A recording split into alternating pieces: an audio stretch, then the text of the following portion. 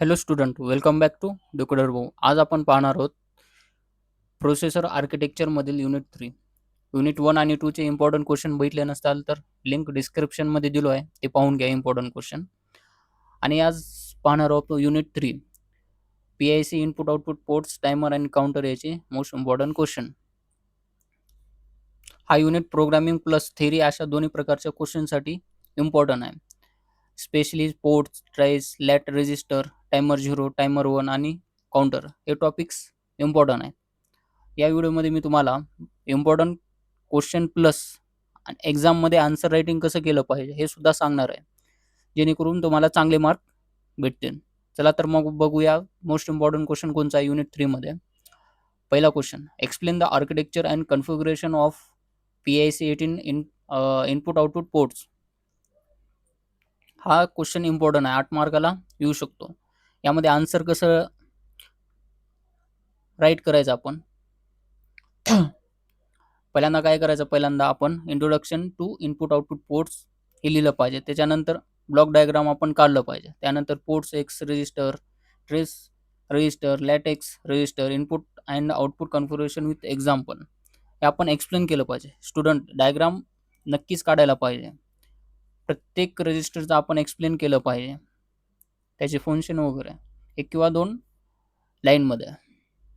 Next question कोणता आता आपला, differentiate between the port x, trace x and LaTeX register in PIC18 microcontroller. Explain with suitable example and diagram.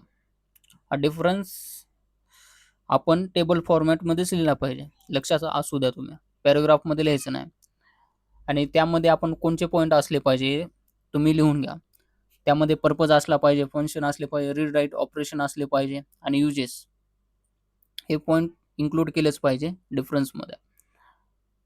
आणि पुढचा question कोणता आता important, explain bit level input output control and manipulation in PIC18 using bitwise operator.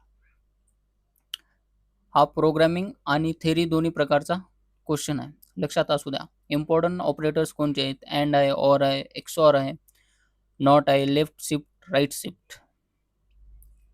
त्यासोबत आपल्याला एक example द्यायचं आहे, हे लक्षात असू द्या. यामध्ये आपण कसं लिहिलं पाहिजे आन्सर, डेफिनेशन आणि प्रत्येक ऑपरेटरसाठी डेफिनेशन, सिंटॅक्स आणि एम्बेडेडचे एक्झाम्पल आपण लिहिलंच पाहिजे, हे लक्षात असू द्या. आणि प्रोग्राममध्ये जर आपण कमेंट लिहिला, त्यामध्ये काय होतं, एक्झामिनरला इम्प्रेशन चांगलं पडतं आणि आपल्याला मार्क चांगले भेटू शकतात, हे लक्षात असू द्या तुम्ही. पुढचा क्वेश्चन कोणता आहे, explain the timer 0 module of PIC18 microcontroller with block diagram and associate register. यामध्ये आपण आन्सर कसं करायला लिहायचं, पहिल्यांदा आपण डायग्राम काढलं पाहिजे. त्यानंतर डेफिनेशन, त्यानंतर टायमर 0 रजिस्टरचं एक्सप्लेन केलं पाहिजे. त्यानंतर वर्किंग प्रिन्सिपल आपण लिहिलं पाहिजे, लक्षात असू द्या. आणि ॲप्लिकेशन लिहिले पाहिजे. पुढचा क्वेश्चन कोणता आहे, explain the timer 1 module of PIC18 microcontroller and compare it with timer 0. Theory plus difference लिहिला पाहिजे या क्वेश्चन म्हणजे आन्सरमध्ये. त्यामध्ये कोणते आपण टॉपिक इन्क्लूड केले पाहिजे, ते timer 1 working, timer 1 register, features, comparison with timer 0 यामध्ये टेबल फॉर्मॅटमध्येच आपण लिहिलं पाहिजे. त्यामध्ये 6 किंवा 7 पॉईंट असलेच पाहिजे डिफरन्समध्ये. पुढचा question, explain delay generation using timer in PIC18 microcontroller with suitable embedded C program. Important question आहे हा.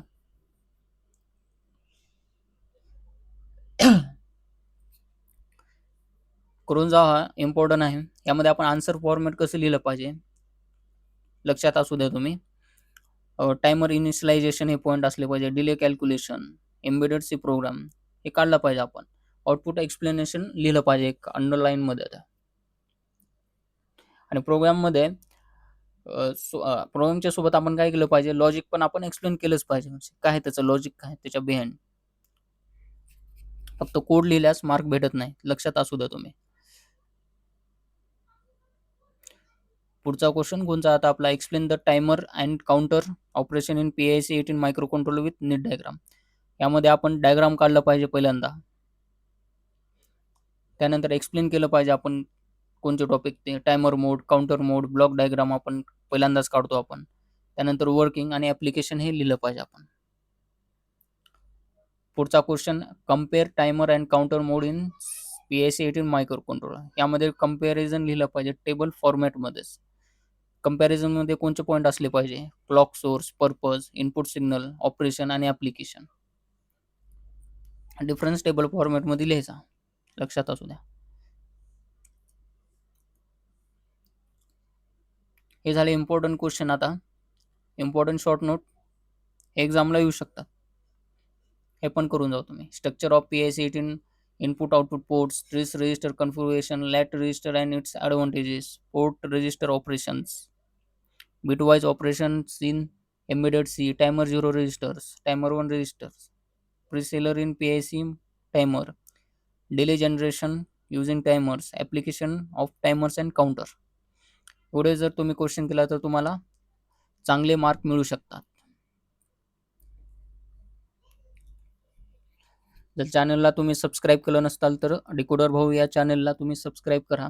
हा व्हिडिओ आवडला असेल तर लाईक करा, कमेंट करा आणि तुमच्या स्टडी ग्रुपमध्ये शेअर करून टाका. तुमच्या पण कॉलेजच्या स्टडी ग्रुपमध्ये आणि तुमचे बाकीच्या कॉलेजमध्ये असतील पुण्यामध्ये, त्यांना पण शेअर करा तुम्ही, त्यांना पण चांगले मार्क भेटू शकते. चला तर मग भेटूया नेक्स्ट युनिटमध्ये, युनिट 4मध्ये. त्याची लिंक मी डिस्क्रिप्शनमध्ये दिलो आहे, तेवढं पाहून घ्या. थँक्यू.